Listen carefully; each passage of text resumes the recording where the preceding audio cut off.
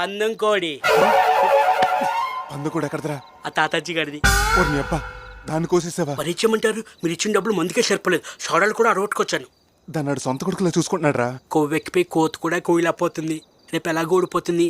అప్పుడు మాత్రం అవతల కోసుకొని తిరిగిడేటి. సర్లే, ఈ విషయం ఆడు తెలియకుండా మేనేజ్ చెయ్. అబ్బా కోడి అదిరిందిరా. దీన్ని ఎవడో బాగా బాదం పప్పు జీడిపప్పు పెట్టి పెంచుంటాడు.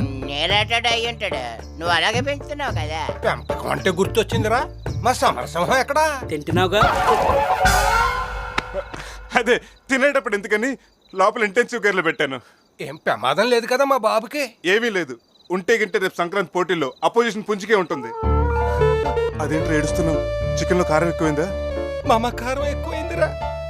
కొడుకు ఎదుగుదలని ఎదుటోడు పొగిడినప్పుడే కదరా తండ్రికి ఆనందం. ఆడు పందెంలో తొడగొట్టాలని, ఆ సౌండ్ ఈ చెవులతో వినాలని